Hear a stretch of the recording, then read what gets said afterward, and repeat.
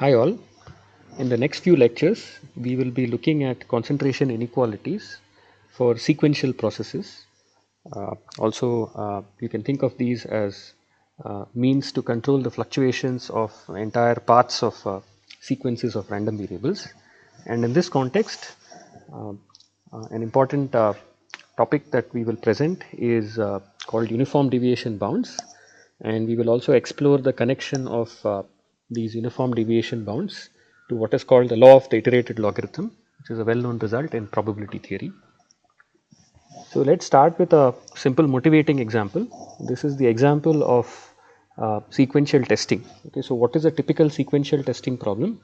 Let's say we are thinking of a sequential testing problem about the mean of a Gaussian distribution. So let's say you want to test if uh, an unknown Gaussian distribution's mean is either positive or negative to the right side or to the left side of 0. Moreover, let's assume that we know its variance. So let's say its variance is unit variance, and we would like to test as soon as possible sequentially and adaptively by drawing IID samples from this unknown Gaussian distribution, whether each of these hypotheses is true, that is the true mean is either positive or negative. So more formally speaking, here is what you as a learner or a testing algorithm would do in order to solve this problem. So this is the protocol. At each time indexed by t,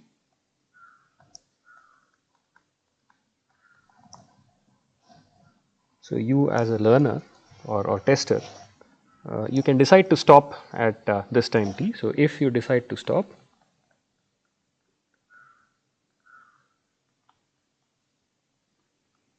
so you can either stop or take one more sample. If you decide to stop, and this is based on past samples,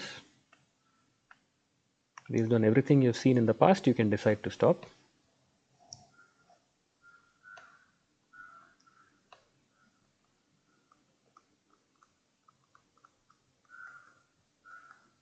Past samples. Then you're also required to guess or decide which of these situations is actually active, whether the mean is positive or negative. So you output a random variable a, which is your guess, and let's say that by convention you set a to be 1 if you believe or if you think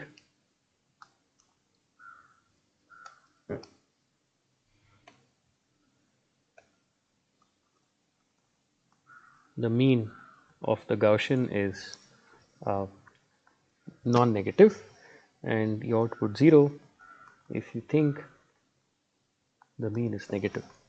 Okay, and after you output this, you break this loop. Else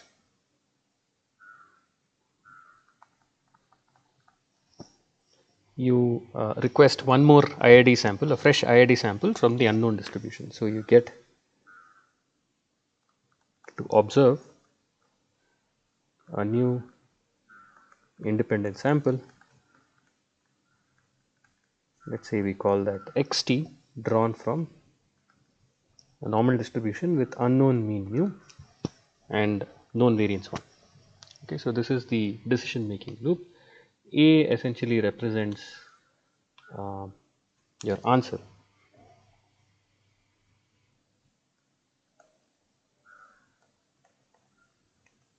or guess. So typically, a good sequential procedure is a procedure that takes as few samples xt as possible and outputs a, which is a correct answer with high probability. Okay, so towards this, let's formalize the requirement from such a sequential hypothesis testing procedure. Let's define tau to be the time, the random time at which the procedure stops and also outputs an answer a. So it's the first time that the stop condition is invoked by the algorithm. And a basic performance requirement from any algorithm is this correctness requirement, or in other words, we'd like the misclassification probability of the answer returned by the algorithm A to be always less than equal to delta. So here's a mathematical way of writing it. for any value of the true mean of the distribution that is generating samples. If you run this algorithm, when all the samples provided to it are drawn from a normal distribution with mean mu and variance 1. So, you run this algorithm and wait for it to stop, and you look at the answer A, the random answer A that it outputs. So, if A equal to 1, that means the algorithm stops and thinks that the mean is larger than 0, but the actual mean is less than 0. So, this event, or the event where A is returned to be 0, but the actual mean is greater than or equal to 0. So, both these are error events. Only one of these can occur depending on the actual value of mu. So, in any case, the probability of such an event is required to be bounded by at most a given number delta, say delta equal to 0.1 or 0.01. Okay. So, the design choice here is when to decide to stop, and if the algorithm has decided to stop or break this loop, what is the hypothesis to output based on all the data that has been seen so far, or all the samples that have been collected so far, right. So, a common way to build correct stopping rules which essentially satisfy this requirement. So, let's call this correctness requirement star. So, one way to build a stopping rule that respects star given a target parameter delta is to use what is called confidence intervals for the unknown parameter that governs the distribution of the samples. So, what do we mean by confidence intervals? So, here's a definition of here's one possible definition of a confidence interval sequence. So, a confidence interval sequence is nothing but a family of functions, one for each value of sample index, one for each let us say n sample number of samples n,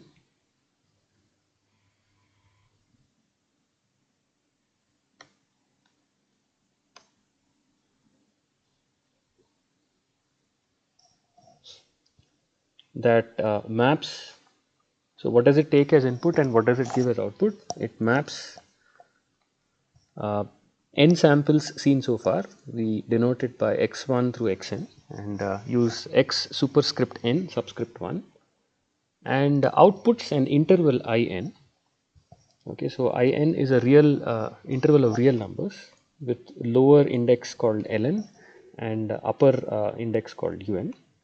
So, we will assume in general that it is a closed interval of this form, subset of R, such that the following property is satisfied. For any stopping time or any stopping rule, so we already defined tau as a stopping time.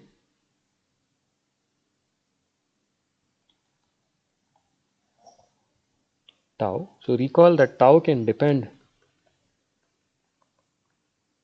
on the data, on the xi sequence,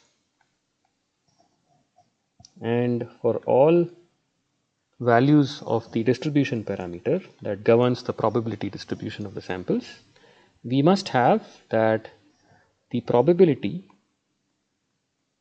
Okay, so P mu is shorthand notation for the same thing, that is probability where all the samples, each successive sample is generated IID from n mu 1. The probability that the interval I at time tau actually contains the real parameter mu is at least 1 minus delta. Okay, so this is basically a coverage property. It says that no matter when you decide to stop, or no matter under what kind of stopping rule when the algorithm decides to stop, I of tau, the interval I tau, which is L tau comma U tau, the set of all numbers which are at least L tau and at most U tau, must contain mu with significant probability. Okay. So, note that a confidence interval sequence is an entire family of intervals. So, for any given n, it is desired that there is a interval in such that whenever you happen to stop at time n, in must contain tau, must contain mu with high probability. So, how do confidence interval constructions help design good sequential tests? Here is the connection. So, if we have a valid confidence interval construction with the probability of failure no more than delta as above, then here is a good sequential testing algorithm for the Gaussian mean testing problem. Okay, so here is what such an algorithm would do. The algorithm would stop at the first time t when 0 falls out of the interval it, that is when the interval it does not contain 0. So, recall that the interval it is at time t comprised of a lower endpoint lt and an upper endpoint ut.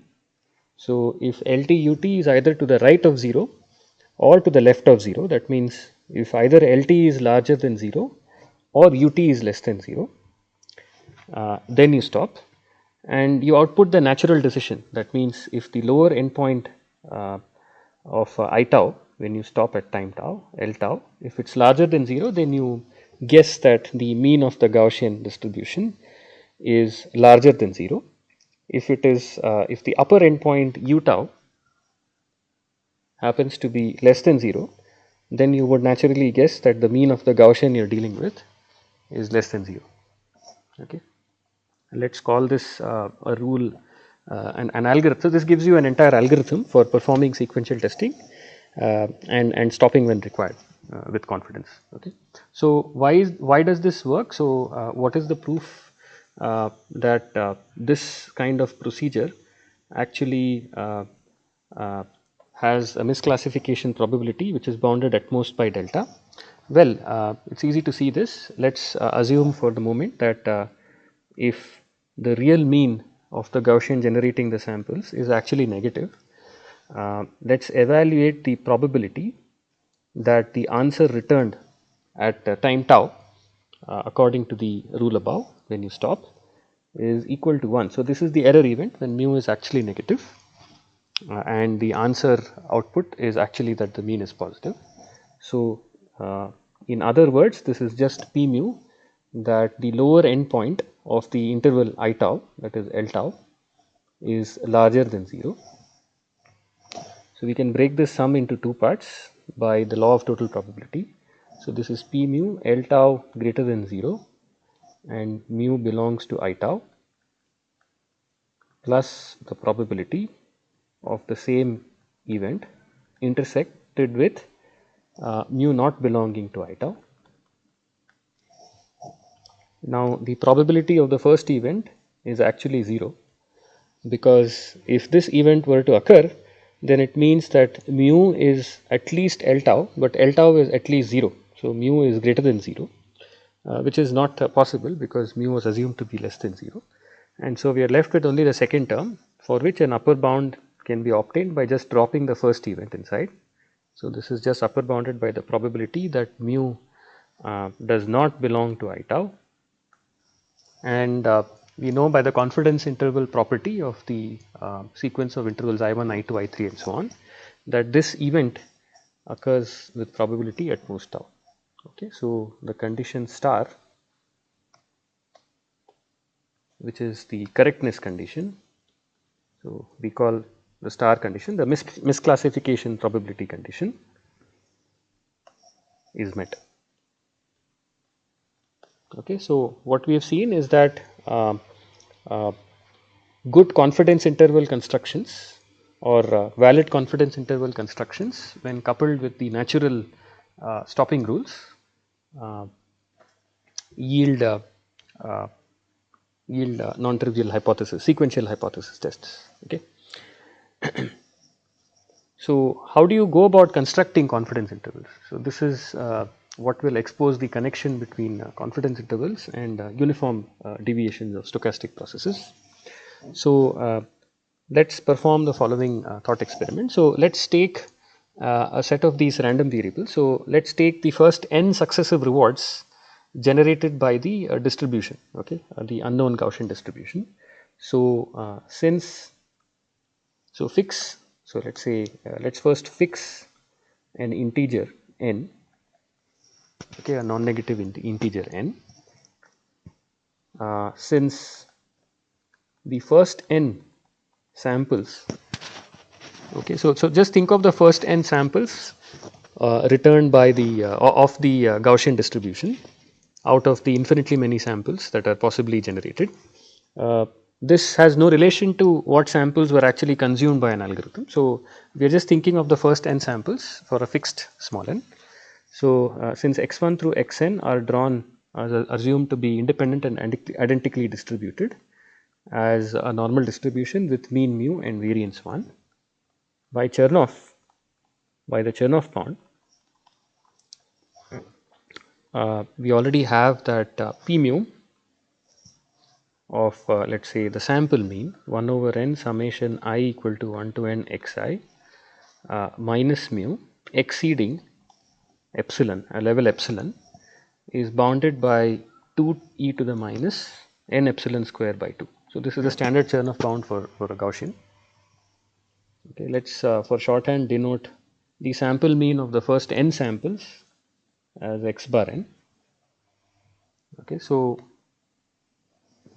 this means that, so this is the say this in fact means that if I set a particular value of epsilon to make the right hand side equal to delta, so this is what we get. The probability that mu belongs to this particular interval x bar n minus square root 2 log 2 by delta divided by n to x bar n plus the same deviation 2 log 2 by delta over n. This probability is at least 1 minus delta. Okay, so this holds for any fixed n. Okay, so if there was a stopping rule that decided always to stop at time small n, okay, so never stop before that or after that. So, let us say there was a stopping rule that always stopped trivially at time small n, then this interval in with left endpoint as this number ln and right endpoint as un. Okay, so this interval would be a valid confidence interval at that specific time small n. Okay, so this is a 1 minus delta confidence interval. So let us record this by saying that a confidence interval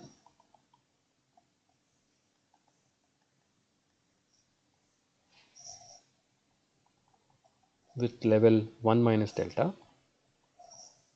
for mu after having observed exactly n samples,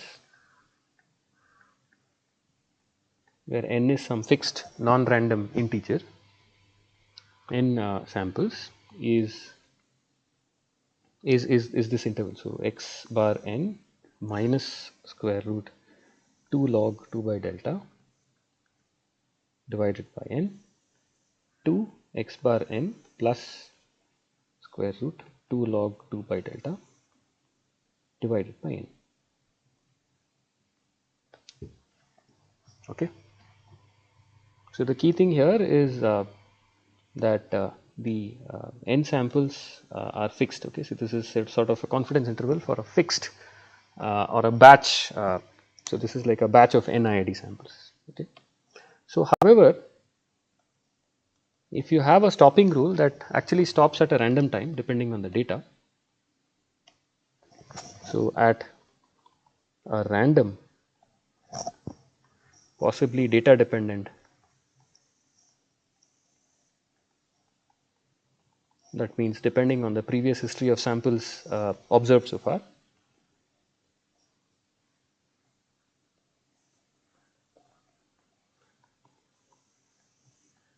So, let us say someone has designed a stopping time tau that is sort of non-trivial. Okay, so it's maybe complicated. Maybe you stop at the first time when the certain property of the sequence of samples seen so far has been satisfied.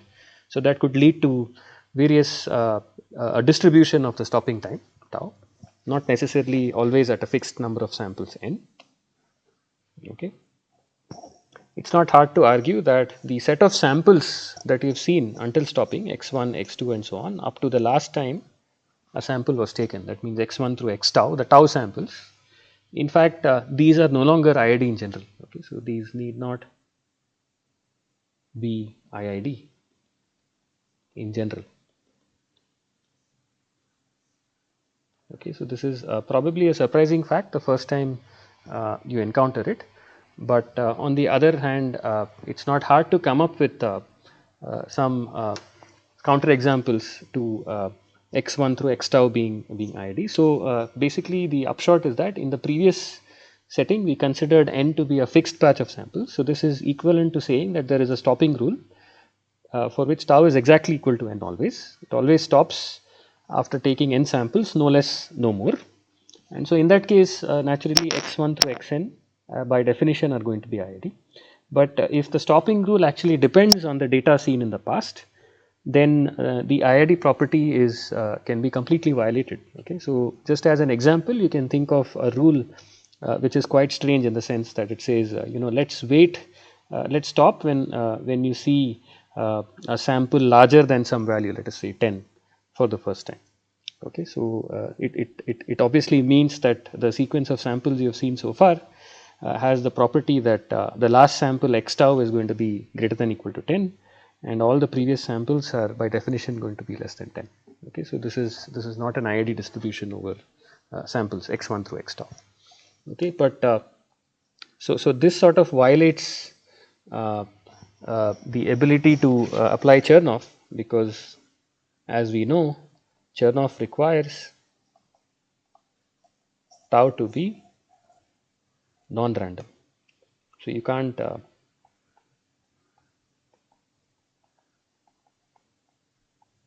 okay, so you couldn't have applied Chernoff in the setting earlier when small n was random. So think of a random number of samples being taken, which can actually depend on the samples themselves. So if small n was actually a random variable, you would not be able to apply Chernoff for obvious reasons, because Chernoff requires, number one, all the random variables to be independent, and number two, there is this n that appears on the right hand side, so you can't have n as a random variable. Okay, so so this is a sort of subtle but important issue that one has to worry about when defining concentration events for sequential procedures or sequentially sampled processes. So the one obvious way to get around this problem is to use a union bounding argument along with Chernoff. Okay, so the idea here is that you can build uniform deviations concentration bounds by using the basic union bound idea from probability. Okay, so what do we mean by this?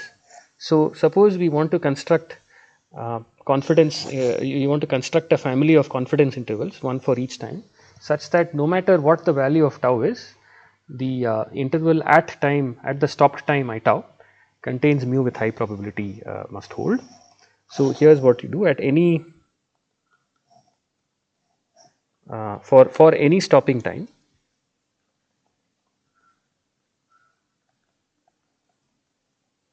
Stopping time induced by a stopping rule, and we define mathematically the stopping time to be tau. Okay, we will make the small technical assumption that tau is almost surely finite, assuming tau is less than infinity almost surely. So as long as tau is less than infinity almost surely, one can do the following, one can write the following. So the probability, so I am omitting the subscript mu, which is because that is understood.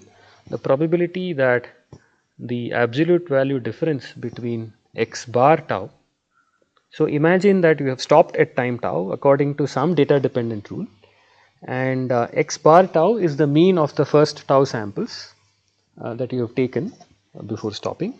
So the probability that x bar tau minus the real mean mu exceeds let us say a number epsilon tau that we will design later.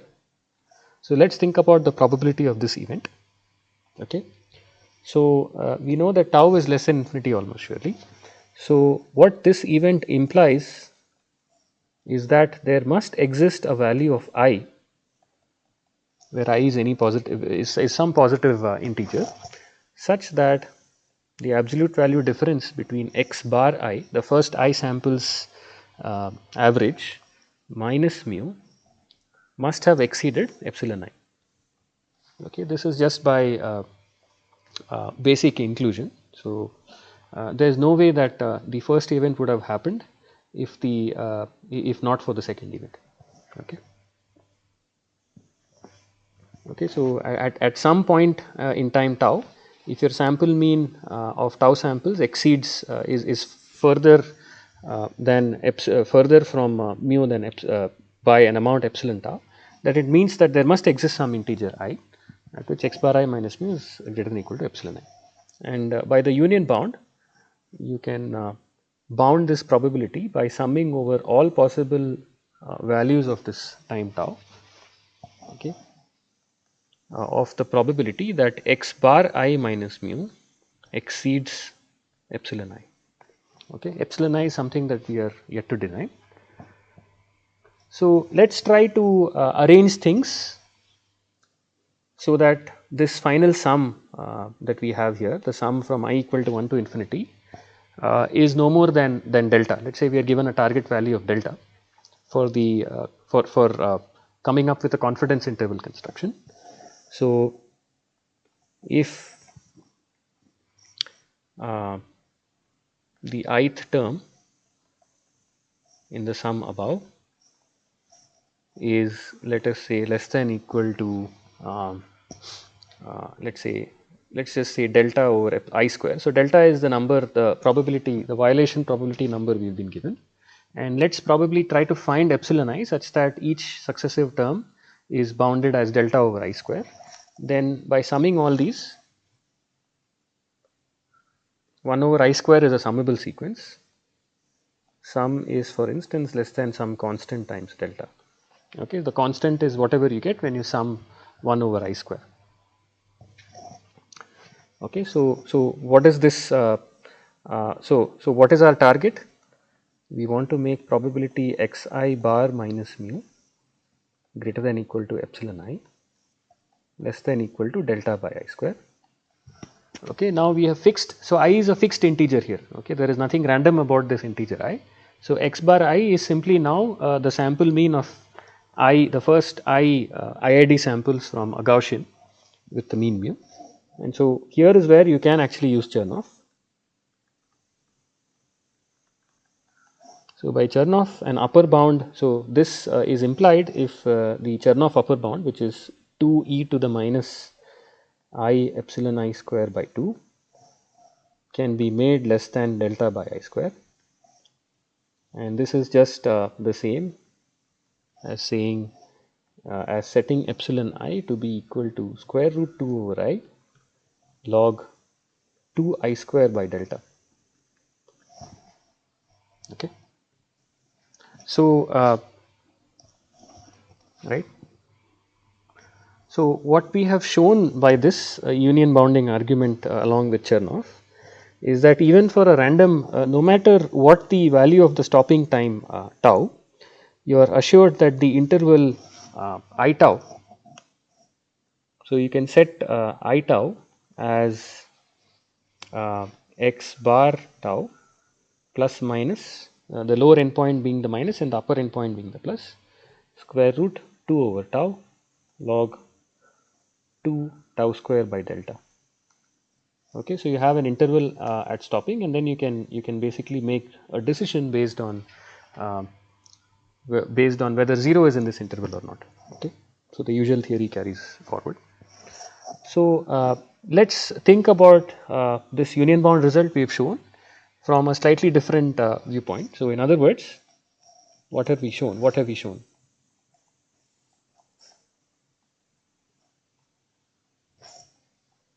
We've shown that the probability that for any positive integer I, xi bar minus mu less than equal, so in fact for all I less than equal to n, for all I natural numbers, the probability of the deviation of xi from xi bar from mu being less than 2 over I log 2I square by delta is greater than or equal to 1 minus delta. Okay, so uniformly over time. So for all I natural numbers is just saying uniformly over time, the sample mean xi bar, so xi bar minus mu always stays within this fixed I dependent number on the right. Okay, put slightly differently, this is also equivalent to saying that the supremum taken over all I positive integers of, so if you divide the left hand side by the right hand side, then it's at most 1, and it just says that the supremum of square root I times xi bar minus mu divided by square root 2 log 2I square by delta is less than or equal to 1. This entire event has a significantly large probability of 1 minus delta, of at least 1 minus delta. Okay.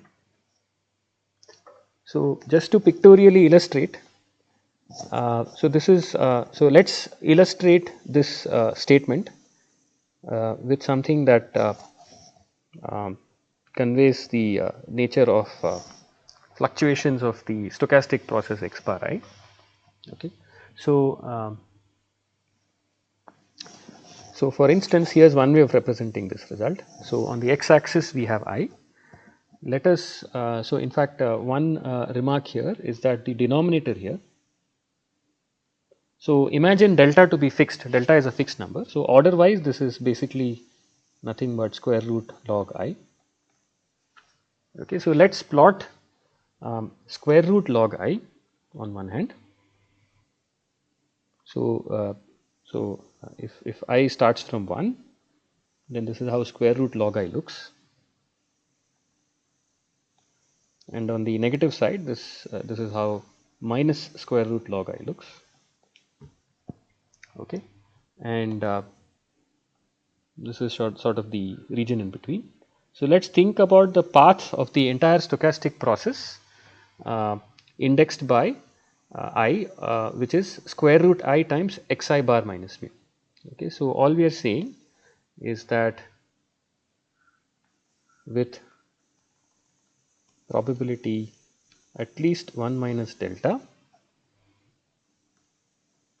the stochastic process given by I times square root I times xi bar minus mu, okay, over all integers I is contained within this shaded yellow region.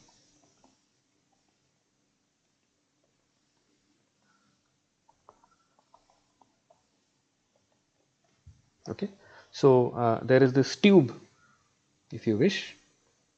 So this is sort of a tube that is bounded by the functions roughly square root log I and minus square root log I.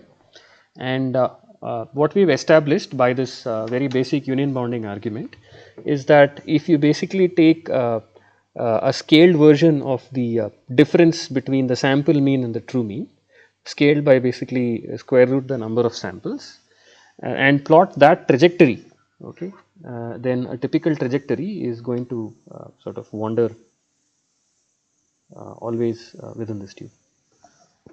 Okay, so that's what we've shown.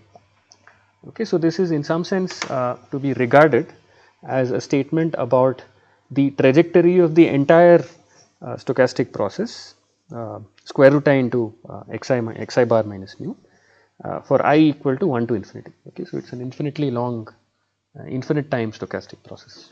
Okay, so that's what we've shown. So this raises the question of how much we can actually improve things. Okay, so can we actually try to, if you're given, you know, a 1 minus delta high probability target, what is sort of the narrowest kind of green tubes that you can draw to bracket the entire trajectory of this stochastic process with probability at least 1 minus delta? Okay, and that's the that brings us finally to the subject of controlling uniform deviations or time uniform deviations of a stochastic process right from time 1 to time infinity. So here's a natural question. We saw that if, for instance, in the mu equal to 0 case, so when xi are all drawn, xi is a sequence of IID, infinite IID random variables drawn from the standard normal distribution. Then we saw that the probability that the largest possible value of this ratio, which is absolute value of Sn divided by square root 2n log 2n squared by delta. Sn is nothing but the sum of the first n random variables xi. Okay, so we have just represented xi bar as Si divided by I. Okay, so what we saw is that Sn, okay, you can think of Sn as a random walk. The magnitude of Sn, if you scale it by square root 2n into log 2n square by delta, that quantity is never going to hit one, cross the level 1 with probability at most 1 minus delta. Okay, so basically it says that if you draw in the Sn sense, if you draw two tubes of plus minus square root roughly n square root n log n, then Sn is not going to wander outside this tube ever unless you are in an event of probability at most delta. Okay, so the natural question here is can you do something about this denominator? By how much can the denominator be improved or increased? Okay, so if you want tighter control of, if you seek tighter control of Sn, let's say, then it means that you would want to try to raise the level of the denominator as much as possible as a function of n and delta. So by how much can the denominator be improved or increased for uniform deviations to be under control? Okay, by uniform deviations, we basically mean the supremum over all positive integers. Okay, so this is what we will show to this effect. It turns out that there is a sort of, in some sense, large room for improvement compared to what we've got so far. So we will show the following result in this lecture.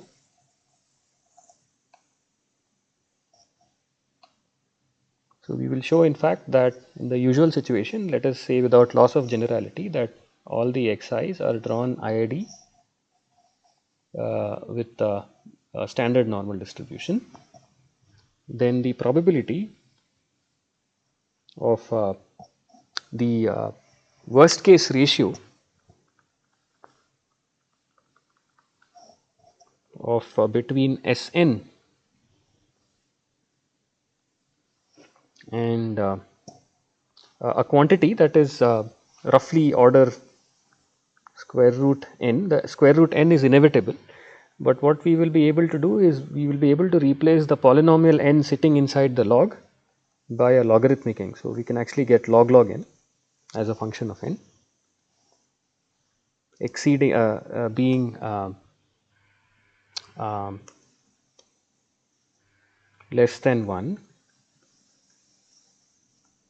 to be at most to be at least 1 minus delta. Okay. So this is the result that we will be able to show in contrast to the previous result. So instead of log n in the previous result, so there is a polynomial n sitting inside the log, which is roughly equivalent to log n. We'll be able to actually get log n deviation as a multiplier for the square root n. Okay, and this is actually, if you think about it, this log n compared to the n square on top is an exponential improvement.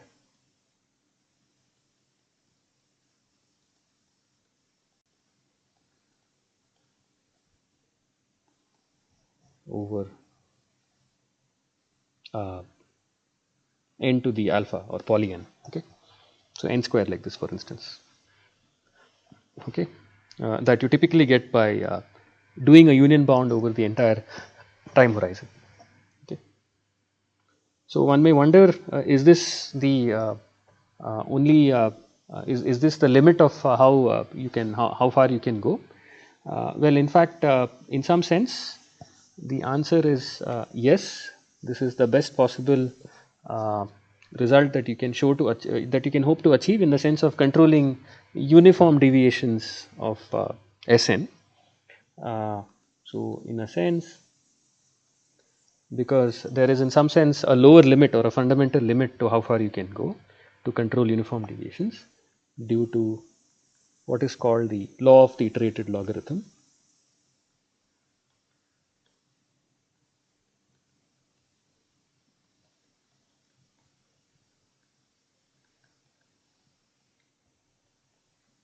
LIL.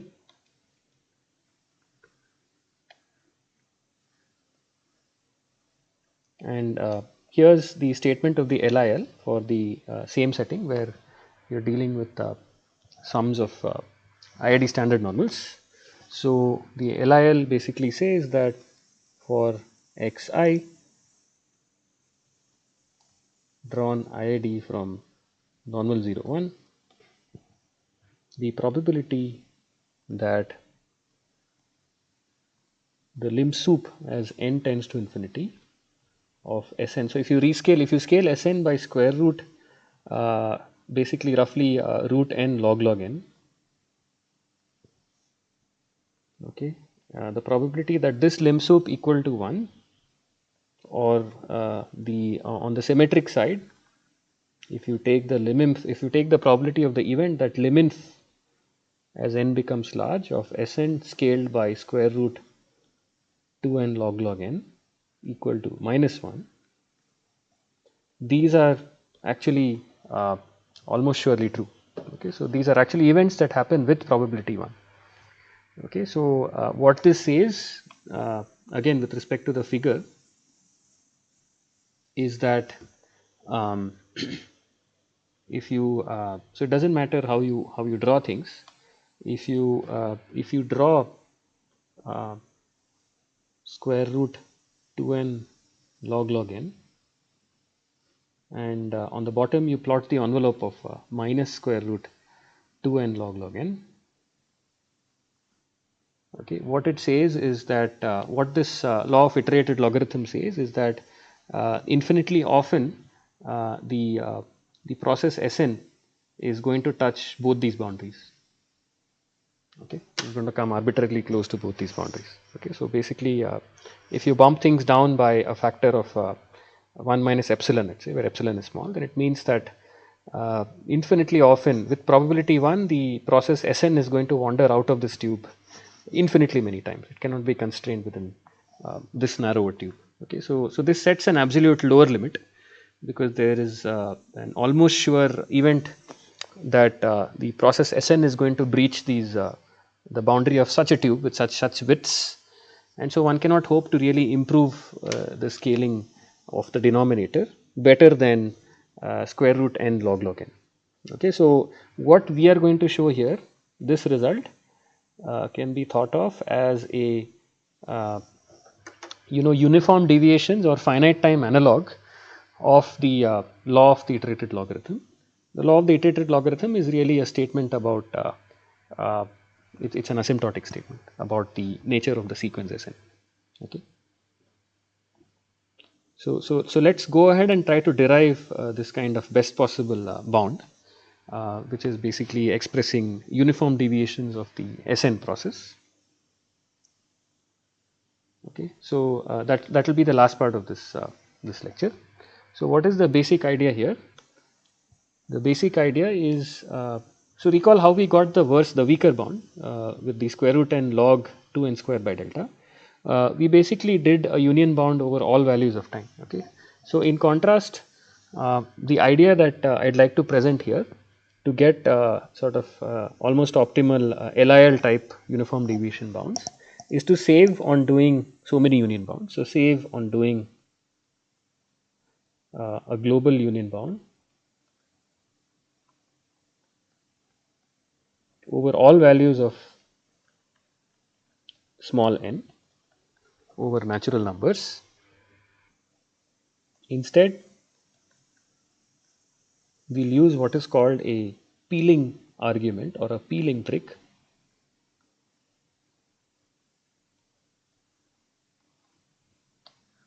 This is sort of the name that has become sort of standard for this kind of procedure by now.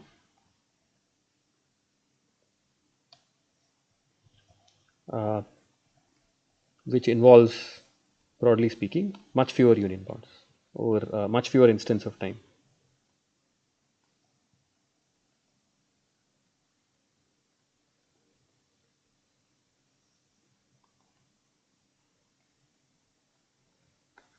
Okay, so here's so maybe let's set up some notation before I describe the idea in more detail. So let's fix some epsilon, a constant between 0 and 1. You can think of epsilon equal to half, for instance, for the remainder of the proof, and that so let's define u0 as time instant 1, and let's define the k plus first instant next time instant as 1 plus epsilon times uk for all k greater than 0, greater than equal to 0. Okay, so u0 is 1, u1 is 1 plus epsilon, u2 is 1 plus epsilon of u1, and so on and so forth. In fact, technically we need all of these to be integers, so it's best to take the ceiling. Okay, so this is sort of the precise definition of these UKs. These are also a subset of the natural numbers, and to convey the entire idea of peeling using a picture, here's the set of all times at which you want to control uniformly the deviations of Sn. So it starts with time 1. Okay, so that is u0. U1 is here. U2 is basically a geometric is sort of a scale factor 1 plus epsilon times u1, and so this grid uk basically grows geometrically as a function of k. Okay, it explodes rapidly. So it's a geometrically increasing grid u4. Okay. So in order to, so we have a process S1, S2, S3 and so on, which is taking values at every possible natural number. The UKs are a subset of these natural numbers. Imagine that you can control, imagine that you want to be able to control the fluctuations of the stochastic process Sn by first controlling Sn at these chosen points UKs. Okay, so first let's say that we want to be able to control Sns at only these UKs. So these UKs are much, in some sense, far fewer numbers than the entire set of natural numbers. So we'll first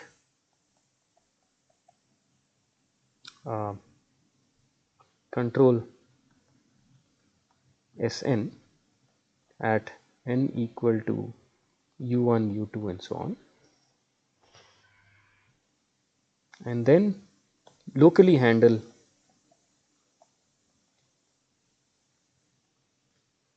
Sn between each, let's say, uk to uk plus 1. Okay, so in some sense it's a hierarchical approach. This peeling approach, that's why it has the name peeling, because you sort of it's a hierarchical approach where you first control, you basically block, you bunch time up into exponentially increasing segments. You control the process at the endpoints of each segment, and then do a sort of a separate local procedure to control the deviations of Sn within these segments. Okay, so we'll see exactly how this idea pans out. So at least in the process, the total number of union bounds at the outer level over the UKs is in some sense going to be much smaller than taking union bound over all natural numbers, and that's sort of the reason behind why you get this exponential improvement in the end. Okay, so this proof that we will present using the peeling argument, it occurs in several parts, several places in the literature on statistics and sequential statistics and online learning, but we will use the argument that is given in this paper by Jamieson et al. Which is basically an online learning paper featuring what is called the LIL UCB algorithm for multi-arm bandits. So so let's do this peeling argument in detail. So let's define this function for convenience, Cx as roughly square root x log x by delta. This is the kind of uniform deviations growth that we want in our result. So there are 3 steps to the argument. So step 1, Step 1 is the control, the first level of the hierarchy. So this is the control of SUK for all k, and let's see how we do this. So we just want to bound, let's say, the probability that there ever exists a value of k for which SUK exceeds let us say square root 1 plus epsilon. So you should just think of the square root 1 plus epsilon as just some number larger than 1. Okay, that's all the meaning of that's all there is to the meaning of this epsilon. Epsilon, you can just think of epsilon conveniently as a half into c of u of k plus 1. Okay, c of u of k plus 1 is in some sense a threshold that we want to control every SUK by. So we can first split this by the union bound over these k's. Okay, which are much smaller than the total number of, I mean, in some sense they are smaller than the total number of natural, they avoid many natural numbers and many union bounds, potentially wasteful. E raised to minus 1 plus epsilon log of log uk plus 1 divided by delta. This is just by using the union bound and also simultaneously applying the Chernoff bound for Gaussians. So first using the union bound plus the Chernoff bound for Gaussians.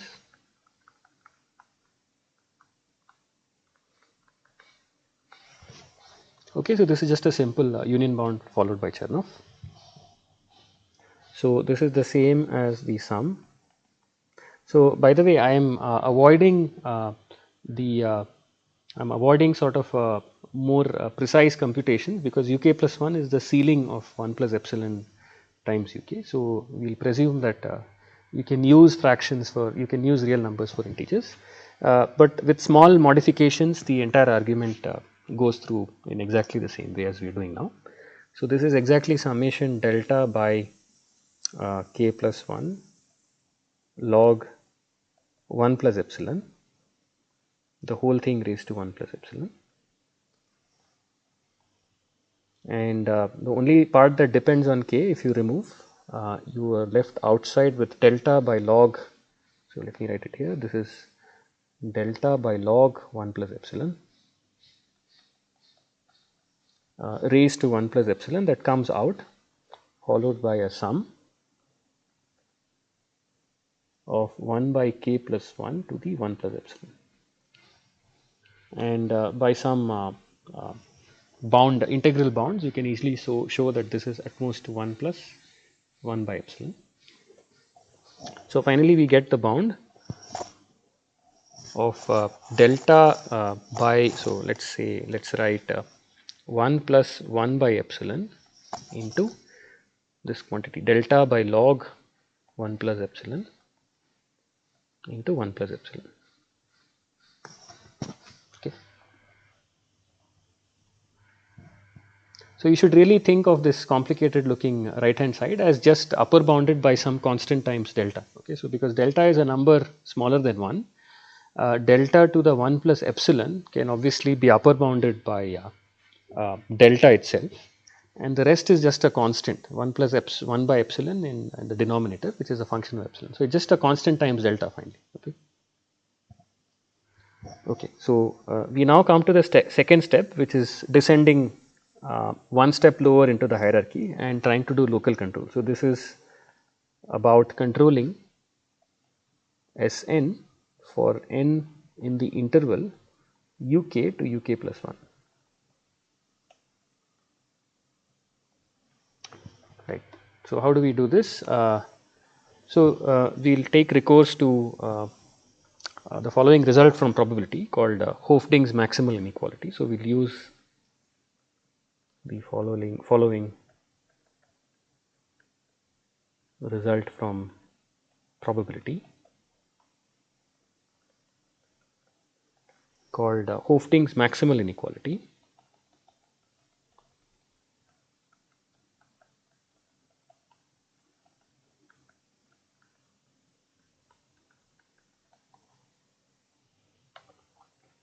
Which in our case applied to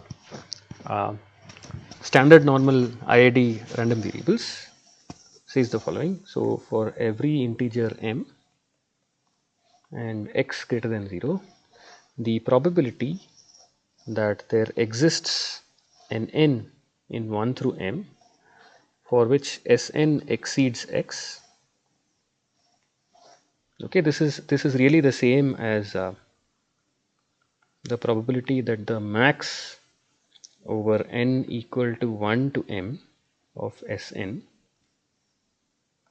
is larger than equal to x is actually controlled by basically the same kind of Chernoff exponent, Chernoff rate, as what you would expect for Sm, the last element Sn.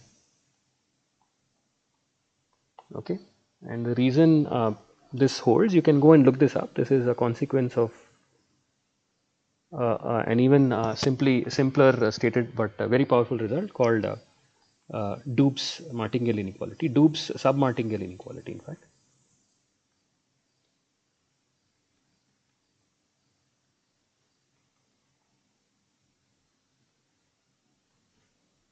Okay, so we are not going to prove this inequality in this class, but we'll use it as a statement of fact. So what it says is basically it allows you to control over a given interval of time m uniformly the supremum of a random walk Sn. Okay, so using this we can write the following.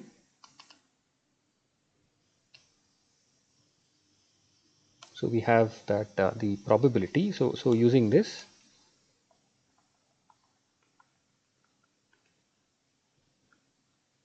we have that the probability that there exists a time t in the interval between two epochs uk plus 1 all the way up to so this is a set of integers up to u of k plus 1 minus 1. Okay, since we have already controlled for uk and uk plus 1 separately at the top level of the hierarchy, st relative to suk. Okay, so think of suk. So going back to the figure here, think of suppose k is equal to 2. So you already controlled SU2, and we are trying to sort of understand how much fluctuation, excess fluctuation there is in this interval between U2 to U3. So ST minus SUK exceeds, let us say, something again, square root epsilon into C UK plus 2. So UK plus 2 is chosen conveniently, as you will see soon. This is equal to the probability that there exists t. So just by by recentering time, you can just recenter everything from time uk onwards. It doesn't change the nature of the random walk. So there exists a t in the interval. So basically in 1 through uk plus 1 minus 1 minus uk. Okay, such that st exceeds square root epsilon c uk plus 2 as before. This is the same because all we have done is we have basically started time for the random walk from the time uk. So this is by recentering time.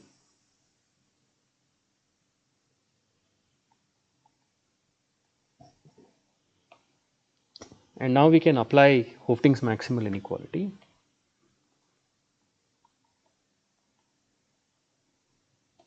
To get an upper bound of minus, so the square, so whatever is here gets squared. So epsilon, the square of c uk plus 2 is precisely 2 uk plus 2 log uk plus 2 by delta. And finally we have to divide by this by 2 times the number of steps in the random walk, which for us is just uk plus 1 minus uk. Okay, so right, so we have this upper bound. Now we can take this epsilon here and this uk plus 2 and this difference essentially between uk plus 1 and uk, and show that this ratio is lower bounded by 1 plus epsilon. Okay, so this is an easy exercise. So you can replace with 1 plus epsilon. So this is basically the reason why the geometric gridding works. It essentially says that there is a factor of 1 plus epsilon increase in the sort of scale, and at the same time it also saves you many union bounds at the top level. There is an exponential reduction. So log uk plus 2 by delta. The reason for this is in short that epsilon uk plus 2 divided by uk plus 1 minus uk minus 1 can be shown to be greater than or equal to 1 plus epsilon. There is always a ratio 1 plus epsilon here. Okay, and this in turn is just simply expressed as delta over, using the definition of uk plus 2. uk plus 2 again is basically 1 plus epsilon raised to k plus 2 up to a small approximation. So ignoring that approximation error, we can just write this as delta over, so log uk plus 2 is just k plus 2 log 1 plus epsilon. Okay, and the entire thing is raised to the exponent 1 plus epsilon. Okay, so this is again essentially a constant times delta. This is another constant times delta, and so we have essentially managed to bound both local and global fluctuations of Sn by basically constant times delta, and the last step is to just put both of these together. So to get the LIL type result. So putting everything together. So this is the last step.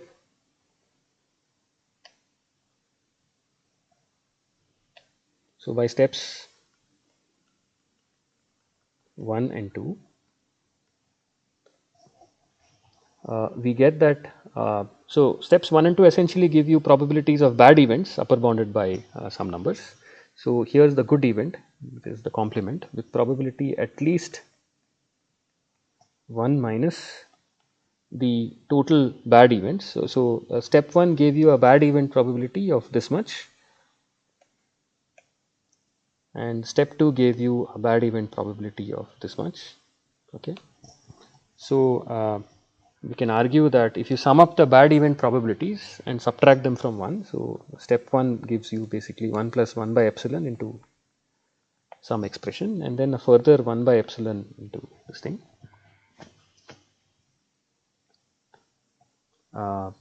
Delta by log 1 plus epsilon raised to 1 plus epsilon.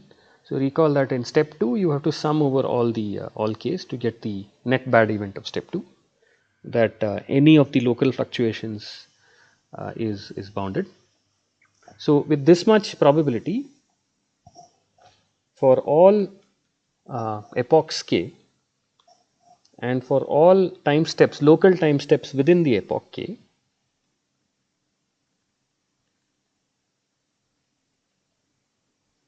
so the right endpoint is now included thanks to the step 1 result.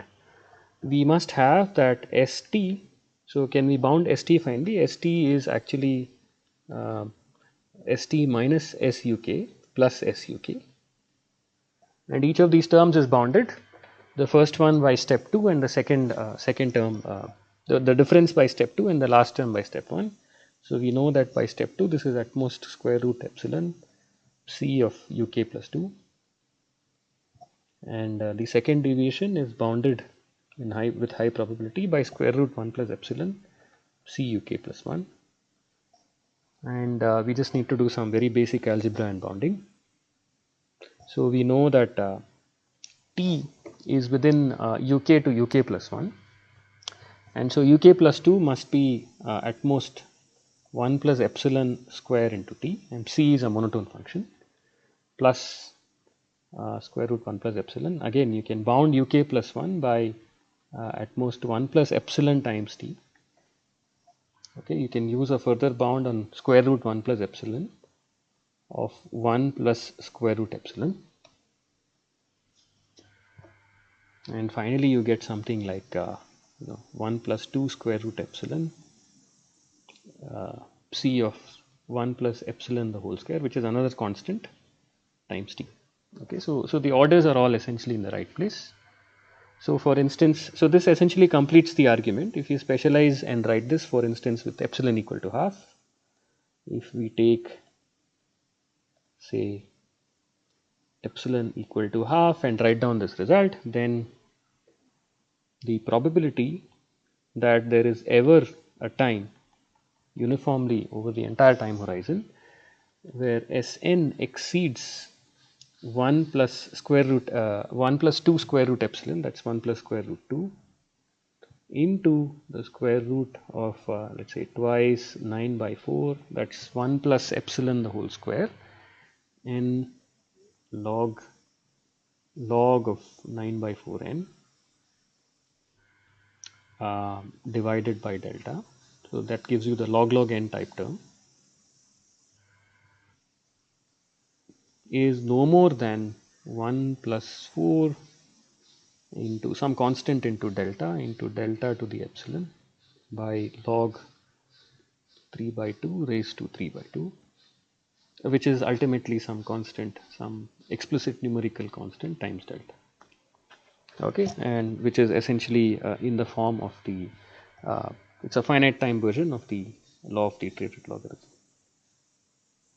Okay, and the key idea here was to use this kind of hierarchical peeling idea, or peeling trick as it's commonly called, to essentially try to save on the number of union bounds, getting as close to optimal as possible. Thank you.